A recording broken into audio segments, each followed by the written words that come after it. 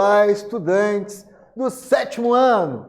Neste vídeo, nós vamos falar sobre os princípios éticos e os valores morais dos povos nativos, dos povos indígenas, dos povos originários. Bem, existe uma diversidade de povos indígenas, não só no Brasil, como em toda a América.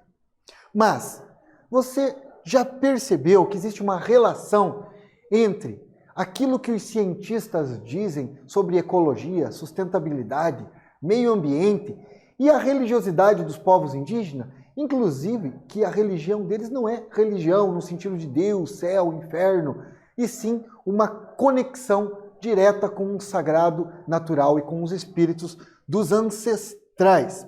Então a ética indígena consiste nesse amor pelo meio ambiente, nessa sacralização da natureza.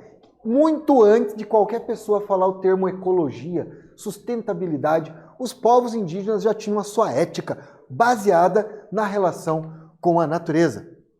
E toda a religiosidade deles é baseada em mitos e rituais ligados de fato à natureza. Esses povos originários, porque na verdade não existe tribo, são povos. E também índio é uma coisa folclórica, são povos nativos. No máximo podemos chamar de povos indígenas. E eles respeitam muito os mais velhos. Talvez a gente devesse aprender isso com os povos indígenas.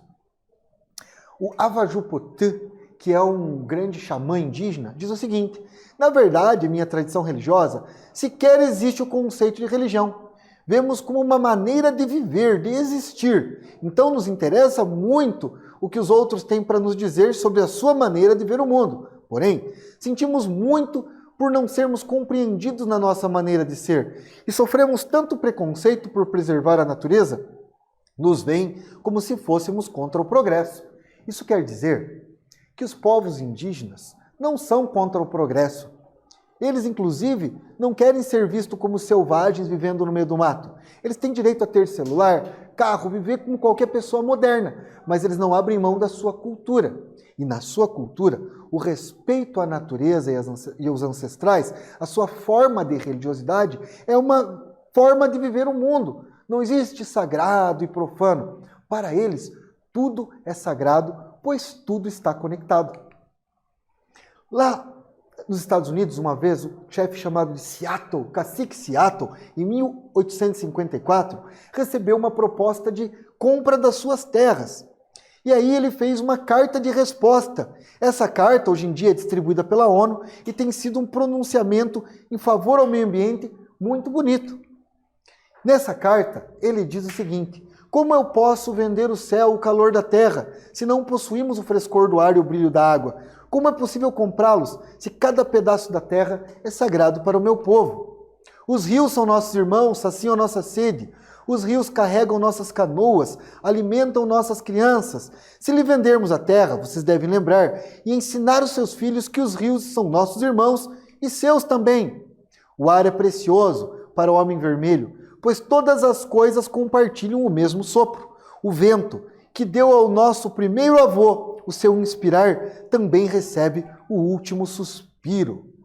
Então, significa dizer que para os povos indígenas, cada pedaço da terra, os rios, o ar que nós respiramos, os animais, as plantas, todos fazem parte de uma coisa que está viva, a Mãe Terra. E essa terra, sendo sagrada, ela não nos pertence, nós pertencemos a ela. O nosso primeiro ancestral, na origem da humanidade, recebeu deste ar o seu primeiro sopro de vida. E cada ser humano que morre devolve para ele esse sopro de vida. Então, para os povos indígenas, tudo é sagrado. Por isso tudo merece respeito. Por isso eles vivem desta maneira, em contato com a natureza.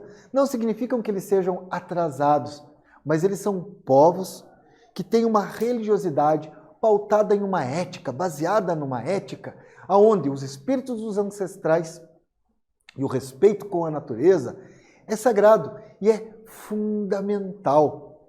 Talvez nós devêssemos aprender com os povos indígenas, tanto respeitar os mais velhos, como também viver em harmonia com a natureza. Então, neste vídeo, nós aprendemos um pouco sobre os princípios éticos e os valores morais dos povos indígenas. Lembrando sempre, seja menos preconceito, seja mais amor no peito. Não precisa ser perfeito, mas se não puder ser amor, seja pelo menos respeito.